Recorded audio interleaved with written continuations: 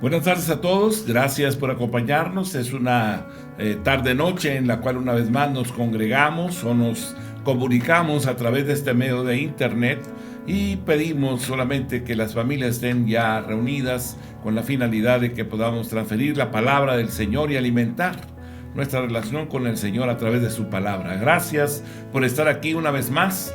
Queremos orar y pedirle a Dios que Él nos ayude, que Él tome el control de todo y que la palabra sea una semilla sembrada en nuestras mentes y en nuestros corazones y que se haga vida en cada uno de nosotros. Reciban nuestra gratitud por la oportunidad que nos dan de entrar a sus hogares. Muchas gracias. Muy bien, vamos a orar. Cierra sus ojos y oremos. Señor, muchísimas gracias, Rey. Tu bendición sea sobre la vida y las familias de aquellos, Señor, que hoy amablemente abren sus hogares para que la palabra sea predicada a sus familias. Señor, queremos rogarte por cada uno de ellos. Bendícelos, guárdalos en el hueco de tu mano, Señor. Pelea sus batallas y líbranos de todo mal. Te lo pedimos en el bendito nombre de Jesús. Arraiga y cimienta tu palabra en nuestras mentes y en nuestros corazones y que se haga vida en cada uno de nosotros. En el nombre de Jesús, nuestro Señor y Salvador. Amén. Amén. Muy bien, pues todos son bienvenidos. Vamos a caminar a través de la Escritura, ¿verdad? Nuestras vidas han sido sujetadas a Dios porque Cristo las sujetó. Por tanto, por fe, ya podemos ver el día cuando todos nosotros estaremos en la presencia de Dios, disfrutando de ese momento en que Dios sea el todo en todos. Por la fe podemos ver el momento de la glorificación, en ese momento prometido por Dios en que en un abrir y cerrar de ojos, ¿verdad?, a la trompeta final, seremos transformados. Esto corruptible, ¿verdad?, nuestra herencia adánica, será vestida de incorrupción y esto mortal será vestido de inmortalidad, ¿verdad? Ya lo podemos ver.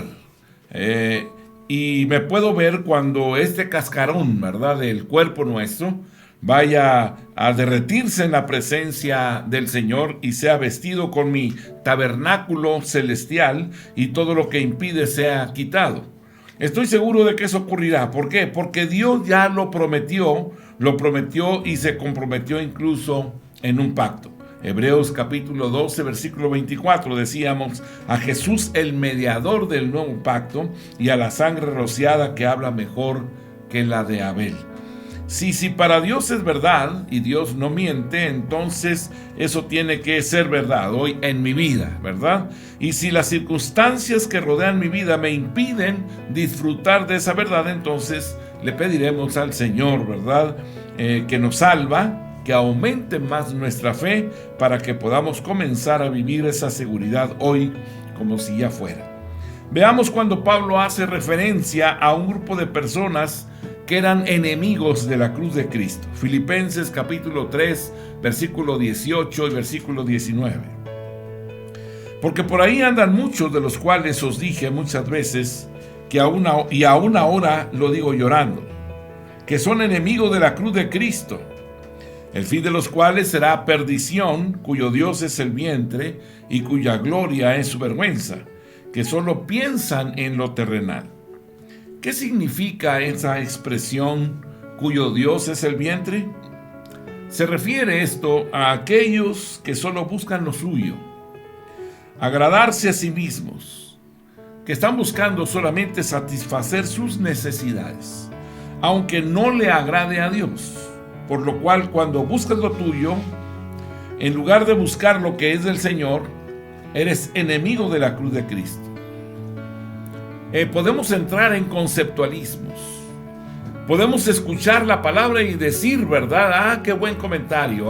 Pues qué bonito se escucha. Excelente fue el tema, ¿no? Pero actúo como si fuera un pato. Es como decir, me meto al agua, pero no me mojo. Escucho el mensaje, pero no lo vivo. ¿Verdad? Si no buscamos las cosas del Señor y nuestras acciones realmente nos llevan a actuar o a buscar lo que nosotros queremos, entonces nos transformamos en enemigos de la cruz. ¿Nos parece dura esa expresión? Pues probablemente se escuche un poco dura, pero no lo es. Porque el propósito de la cruz es sujetar todas las cosas a Dios, y cuando no actúas en pro de ese propósito, pues entonces estamos actuando, traicionando, estamos oponiéndonos al plan de Dios y estamos convirtiéndonos en adversarios. Romanos capítulo 13, versículo 2. De modo que quien se opone a la autoridad, a lo establecido por Dios, resiste, y los que resisten acarrean condenación para sí mismos. ¿Por qué? Porque todas las cosas que hay en este mundo, los deseos de la carne, los deseos de los ojos y la vanagloria de la vida, no provienen de Dios. Primera de Juan capítulo 2, versículo número 16. Porque todo lo que hay en el mundo, los deseos de la carne, los deseos de los ojos y la vanagloria de la vida, no provienen del Padre, sino del mundo. Todas las cosas de esta vida son temporales, pero las cosas de Dios son eternas. Segunda de Corintios capítulo 4, el versículo número 18. No mirando nosotros las cosas que se ven, sino las que no se ven. Pues las cosas que se ven son temporales, pero las que no se ven son eternas. Pablo también nos dice en Filipenses capítulo 3, el versículo número 20. Mas nuestra ciudadanía está en los cielos, de donde también esperamos al Salvador, al Señor Jesucristo. Observemos el cambio del apóstol, pues Pablo está contrastando a aquel grupo que es enemigo de la cruz de Cristo con nosotros, los que somos amigos, los que vivimos pensando en que si uno murió por todos para sujetar todas las cosas a Dios, entonces nosotros también hemos muerto para ser sujetos a Dios. Ese es el propósito de la cruz, y los amigos son los que se someten a ese propósito. Los enemigos son los que, contrariamente de vivir para Dios y buscarlo de arriba, buscan las cosas terrenales. Ellos buscan las cosas del vientre. Nosotros buscamos el alimento espiritual para glorificar a Dios. Ellos buscan la gloria de los hombres y nosotros la gloria del Padre. Ellos buscan una posición, buscan bienes y riquezas y establecer sus nombres. En cambio, nosotros no. Nuestro reino no es de este mundo. Nuestra ciudadanía está en el cielo y vivimos aquí con nuestros ojos en algo que celebraremos allá para la gloria del nombre de Jesús. Para ellos lo importante es lo que ven y lo que satisface. Para nosotros lo que tiene valor es aquello que no se ve, pero que está en el cielo, de donde también viene Cristo a someter todas las cosas a Dios para que el propósito de ser el todo y en todo se cumpla. En las cosas que no se ven es donde está la esperanza de la iglesia. La iglesia espera la segunda venida de nuestro Señor y Salvador Jesucristo. Filipenses capítulo 3, versículo número 21. El cual transformará el cuerpo de la humillación nuestra para que sea semejante al cuerpo de la gloria suya, por el poder con el cual puede también sujetar a sí mismo todas las cosas. Cristo transformará el cuerpo de la humillación nuestra para que sea semejante a su cuerpo de gloria, por el poder con el cual puede también sujetar a sí mismo todas las cosas. Este cuerpo en el cual nosotros andamos hoy es un cuerpo de humillación, pues donde quiera que vayamos llevamos el oprobio de Adán, el sello de la corrupción satánica, la vergüenza de habernos rebelado contra Dios y contra el propósito de Dios. Nuestro cuerpo mortal está corrompido por la iniquidad, pues el diablo logró que en él Dios no sea el todo. Con nuestra mente anhelamos agradar a Dios, pero en la carne encontramos que hay algo que lleva a nuestro cuerpo a ser cautivo del pecado y nos conduce a la muerte. La Biblia dice que el género humano está enfermo desde la cabeza hasta los pies como una llaga podrida, y que lo único que hay en él es rebelión, su cuerpo supura iniquidad, y no hay temor de Dios en su corazón. Ese órgano se le ha endurecido como una piedra y no puede sentir amor, perdiendo así la comunicación o la comunión con Dios. Isaías capítulo 1, el versículo número 6. Desde la planta del pie hasta la cabeza no hay en él cosa sana, sino herida, hinchazón y podrida llaga. No están curadas, ni vendadas, ni suavizadas con aceite. Jeremías 19, versículo 15. Así ha dicho Jehová de los ejércitos, Dios de Israel. He aquí yo traigo sobre esta ciudad y sobre todas sus villas todo el mal que hablé contra ella, porque han endurecido su cerviz para no oír mis palabras. Por tanto, el hombre se rebela y su cuerpo no quiere someterse a Dios para que sea el todo. No obstante, en ese cuerpo Dios hizo un trasplante de corazón. El Señor echó a un lado el viejo y puso en nuestro cuerpo un corazón nuevo, en el hombre nuevo que nos engendró en el interior. Dios tuvo que hacer un tabernáculo espiritual, un hombre interior dentro de nosotros que opera como un satélite a través del cual Dios puede comunicarse con nosotros. De esa forma, Él aísla todo lo de la carne. El Espíritu Santo puede transmitirnos mensajes, hacer operaciones y lograr el propósito de Dios de ser el todo, sometiendo todas las cosas en nosotros. Aún así, Dios ha prometido en su palabra que un día quitará de nosotros todo lo que impide, pues por Él y para Él son todas las cosas. Dios reunió todas las cosas en Cristo e hizo que todo habitase en Él para que Cristo viniera y conquistara todo. Por tanto, si Dios lo dijo, ya lo hizo y ya es. Solamente aguardamos el momento de la glorificación, cuando este cuerpo de humillación sea transformado a la semejanza del cuerpo de la gloria suya. ¿Cómo lo hará? Él lo va a hacer con el mismo poder que levantó a Jesús de los muertos, con el cual también puede someter todas las cosas a Él mismo.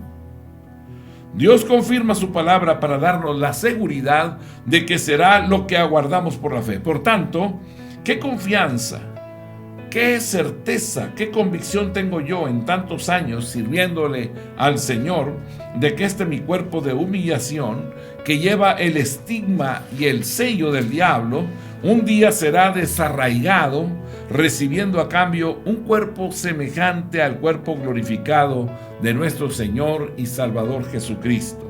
¿Qué seguridad tengo de que esto acontezca y de que un día el Señor va a someter todo lo que se opone dentro de mí a su soberana voluntad?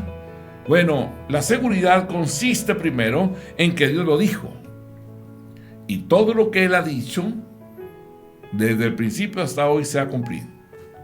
Lo segundo, que Dios juró por su nombre que lo haría. Y no hay algo por lo cual Dios vele más que por su nombre. Y tercero, que ya Dios lo hizo en Cristo. Y con el mismo poder que lo hizo con el Señor Jesús, lo hará con nosotros.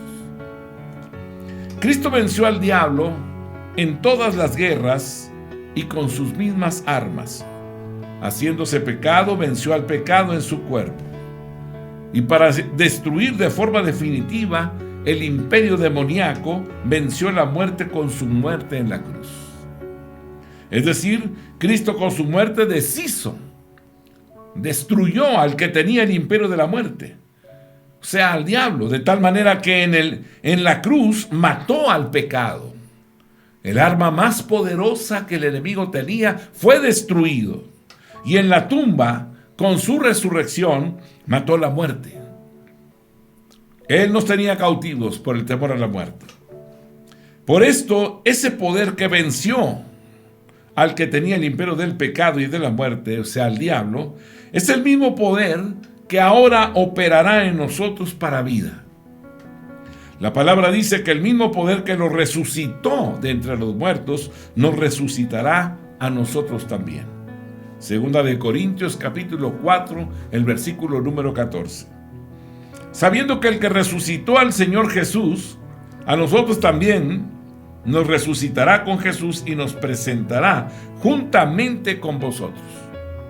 Ese poder que nos está librando del dominio del pecado a través de la obra del Espíritu Santo en nuestro interior, es el mismo poder que nos librará de la presencia del pecado el día de su venida. Primero de Juan, capítulo 3, el versículo número 2. Amados, ahora somos hijos de Dios, y aún no se ha manifestado lo que hemos de ser. Pero sabemos que cuando Él se manifieste, seremos semejantes a Él, porque le veremos tal como Él es. Notemos que el apóstol dice que somos hijos de Dios. ¿Cómo es? ¿Cómo así? Dios no es un Dios de muertos, y nosotros morimos. Dios es salud, y nosotros enfermamos. Dios es siempre, y nosotros un día ya no estaremos.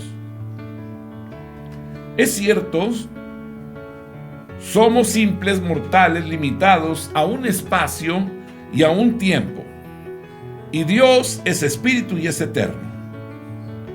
Pero aún con otras muchas cosas en las cuales no nos parecemos al Padre, con todo eso, Juan dice que somos hijos de Dios, aunque no se ha manifestado lo que hemos de ser. Eso no significa que no seremos tal como Él es. Él es la seguridad que ha tenido todo creyente y está en la Biblia para que nosotros también aguardemos en esperanza como ellos hicieron. Ahora, ¿sabes cómo esto no se cumplirá? Bueno, no se va a cumplir si Dios pierde su poder.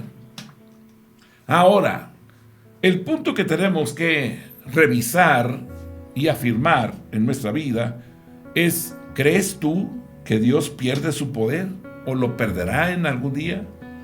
No, porque de Dios es el poder. Entonces, si estamos seguros de que eso no podrá ocurrir, con esa misma certeza deberíamos de vivir, seguros de que estas cosas se van a cumplir.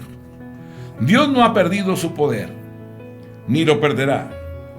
Y con el mismo poder que Él hasta ahora ha sometido todas las cosas, Él va a transformar y va a quitar el impedimento que es el cuerpo de nuestra humillación, para darnos el cuerpo que es semejante al cuerpo de resurrección. En ese momento tendremos entonces toda la capacidad para someter a Dios todas nuestras cosas. Y aquel día, en la presencia de Dios, vamos a cantar, porque de Él y para Él son todas las cosas. Nos sostenemos como viendo al invisible, hasta que nuestros ojos transformados puedan ver al Rey en su hermosura el día de su venida. Hebreos capítulo 11, el versículo número 27. Por la fe dejó Egipto, no temiendo la ira del rey, porque se sostuvo como viendo al invisible. Efesios 4, versículo 1 al 6. Yo pues preso en el Señor, os ruego que andéis como es digno de la vocación con que fuisteis llamados, con toda humildad y mansedumbre, soportándoos con paciencia los unos a los otros en amor, solícitos en guardar la unidad del Espíritu en el vínculo de la paz. Un cuerpo y un espíritu, como fuisteis también llamados, en una misma esperanza de vuestra vocación. Un Señor, una fe, un bautismo, un Dios y Padre de todos, el cual es sobre todos y por todos y en todos. Si hay algo que el Señor desea que su pueblo entienda hoy, es lo mismo que se propuso enseñarle a Israel. Deuteronomio capítulo 6, versículo 45. Oye Israel, Jehová nuestro Dios, Jehová uno es. Y amarás a Jehová tu Dios de todo tu corazón y de toda tu alma y con todas tus fuerzas. Los rabinos llaman a este pasaje el Shema, oye. Mas, ¿qué es lo que Dios quiere que todos escuchemos? ¿Qué es lo que Dios quiere que todos creamos y entendamos? Isaías 43:10.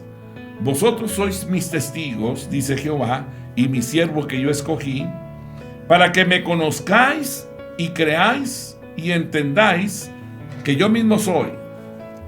Antes de mí no fue formado Dios, ni lo será después de mí.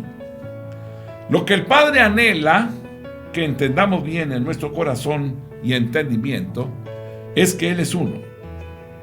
Así como uno es un hombre y uno también es su reino.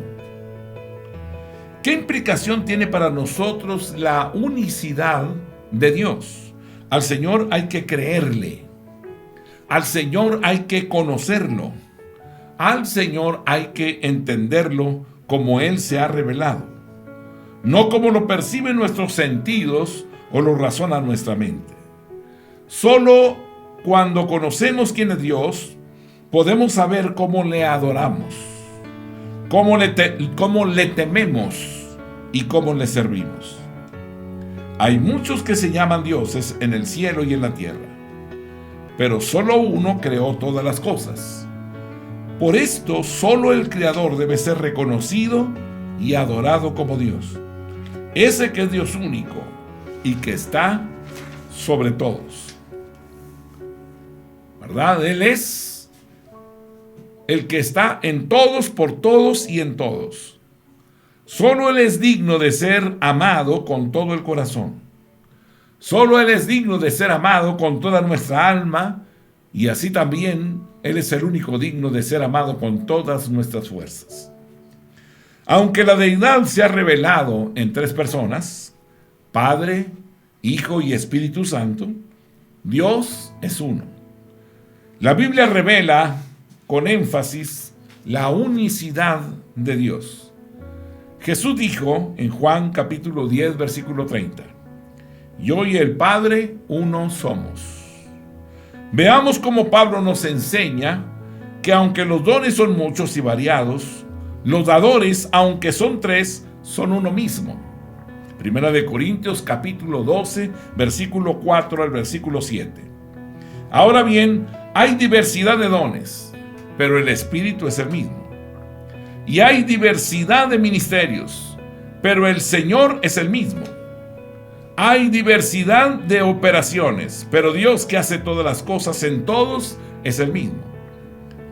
¿Verdad? Pero a cada uno les dada la manifestación del Espíritu para provecho. Es interesante que haya diversidad de dones. Primera de Corintios 12:4. Pero el Espíritu es el mismo. Que haya diversidad de ministerios en el versículo 5. Pero el Señor es el mismo. Y que haya diversidad de operaciones. Versículo 6. Pero Dios, el Padre, que hace todas las cosas en todos, es el mismo. Pablo nos dice en 1 de Timoteo 2:5, porque hay un solo Dios y un solo mediador entre Dios y los hombres, Jesucristo hombre. En el pasaje de Efesios capítulo 4, versículo 1 al versículo número 6, nos dice, yo pues, preso en el Señor, os ruego que andéis como es digno de la vocación con que fuisteis llamados, con toda humildad y mansedumbre, soportándoos con paciencia los unos a los otros en amor, solícitos en guardar la unidad del Espíritu, en el vínculo de la paz, un cuerpo y un espíritu como fuisteis también llamados en una misma esperanza de vuestra vocación, un Señor, una fe, un bautismo, un Dios y Padre de todos, el cual es sobre todos y por todos y en todos. Aleluya, gracias Señor. Es notable ver que el Dios que es sobre todos, por todos y en todos, tiene un cuerpo, un espíritu, una misma esperanza, una vocación, un Señor, una fe, un bautismo, y es Dios, el Padre de todos. La unicidad en la iglesia se logra cuando se entiende en el Espíritu que Dios es uno. Y por consiguiente, los miembros del cuerpo, aunque sean muchos, somos uno en Él. El Dios único debe ser el todo en todos, y todos deben ser uno, ¿verdad? En el Dios único. Sobre todos significa que su autoridad y dominio se ejerce en las vidas de los que se someten voluntariamente a Él en el día de su poder. Salmo 110, versículo número 3. Tu pueblo se te ofrecerá voluntariamente en el día de tu poder, en la hermosura de la santidad. Desde el seno de la aurora tienes tú el rocío de tu juventud. Por todos implica que Él está a favor y en defensa de todos los que se han sometido a su señorío. En todos destaca que Él vive y gobierna en los corazones de todos los que creen en su nombre. Efesios capítulo 4, versículo 1, versículo 3 al 4. Yo pues, preso en el Señor, os ruego que andéis como es digno de la vocación con que fuisteis llamados. Versículo 3. Efesios 4:3 dice: solícitos en guardar la unidad del Espíritu en el vínculo de la paz. Versículo 4. Un cuerpo y un espíritu, como fuisteis también llamados, en una misma esperanza de vuestra vocación. En la nueva creación que tenemos en nuestro interior, Dios es el todo. La palabra dice que en esa creación no hay, ¿verdad? Colosenses 3:11, donde no hay griego ni judío, circuncisión ni incircuncisión, bárbaro ni escita, siervo ni libre, sino que Cristo es el todo y en todos. Podríamos decir que si exprimiéramos o exprimiésemos la nueva criatura, todo lo que expele o salga de él, ¿verdad? Todo lo que expele y emite es Cristo, porque Él es su todo. La nueva creación no tiene nada de nada, sino todo lo de Cristo. En el proceso de la santificación, donde Dios está venciendo el poder del pecado en tu vida y en la mía, Dios lo que quiere lograr es ser el todo en nosotros. El objetivo de la obra del Espíritu Santo es que Dios sea el todo en todos. Por tanto, en la obra de la elección, en la obra que Él ha hecho en la justificación, en la santificación, en la predicación, en la oración, en la alabanza, en la adoración y en el servicio, en el compañerismo entre los hermanos, Dios quiere ser el todo, por lo que el Señor no cesará hasta no lograr ese propósito en nosotros. Primera de Corintios capítulo 15, el versículo 27. Porque todas las cosas las sujetó debajo de sus pies. Y cuando dice que todas las cosas han sido sujetadas a Él, claramente se exceptúa aquel que sujetó a Él todas las cosas. ¿Qué pasa por nuestra mente cuando escuchamos la palabra todo? Bueno, en una prenda de vestir, por ejemplo, toda la tela utilizada en ella hace el todo de una camisa, por ejemplo. Desde la tela, el hilo, los botones, las bisuterías que haya en ella, esto hace de la pieza un todo terminado. Ahora, si decimos que Dios es el todo de esa pieza o de esa camisa, menos en las mangas, entonces Dios no es el todo en esa camisa. Porque cuando hablamos de todo, es todo. No se exceptúa absolutamente nada. Así Dios quiere ser el todo en todos. Dios no se conforma con un rinconcito o con cualquier otro lugar o posición que no sea el todo. Por eso no se puede decir que Dios haya logrado su propósito en nuestra vida hasta que no haya sujetado todas las cosas debajo de sus pies. ¿Con qué finalidad? Para que Él sea el todo en mí.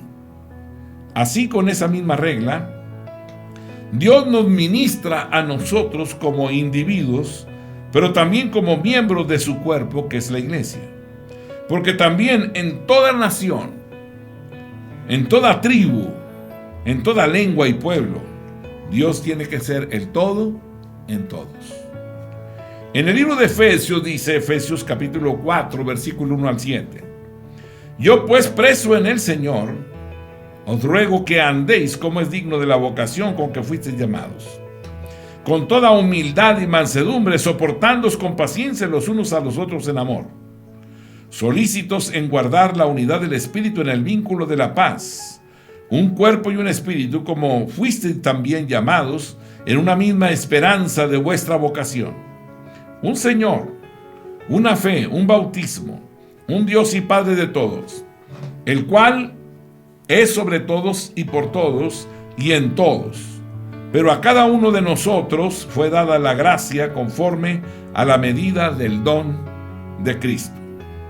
Este pasaje ilustra muy bien este pensamiento de la unicidad que nos referimos cuando dicen un cuerpo. Y nos preguntamos, ¿cuál es el cuerpo? Y podemos encontrar en la Escritura que la iglesia es el cuerpo. Y como cuerpo es uno solo. También dice un espíritu. Es decir, que hay un cuerpo y hay un espíritu. Una cosa, un cuerpo, no subsiste sin la otra. Un cuerpo sin espíritu está muerto. Por eso le dio a la iglesia su espíritu. Y se lo dio con la finalidad de que pueda vivir. Santiago 2:26. Porque como el cuerpo sin espíritu está muerto, así también la fe sin obras está muerta. Luego dicen, una misma esperanza. Y veamos que no se habla en plural, sino de una sola esperanza. No hay dos esperanzas. Y esa esperanza está asentada en una sola vocación, a la que hemos sido llamados todos para estar sujetos a un Señor. No muchos, ¿verdad? A uno solo. Y nos habla de una fe. No muchas, una sola fe. Un bautismo. No muchos bautismos. Uno solo. Un Dios. No muchos. Un solo Dios. Y Padre de todos. No muchos. Uno solo, un Padre para todos, el cual es sobre todos y por todos y en todos.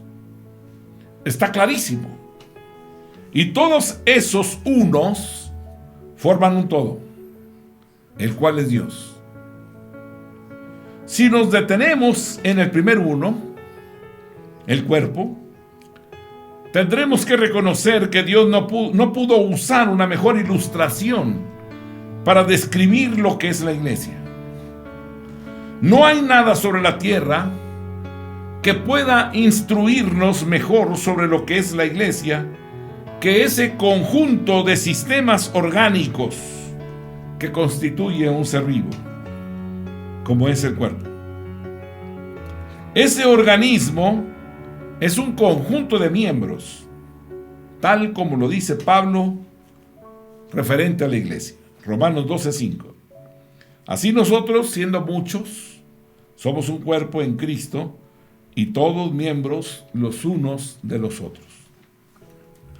Si la iglesia fuera una organización, como creen algunos, no permanecería, pues para ponerse de acuerdo de forma contraria al cuerpo tienen que reunirse y discutir por largas horas, y después de muchos pleitos y discusiones al final casi nunca se llega a un acuerdo, por lo que algunos deciden renunciar y no volver jamás a reunirse.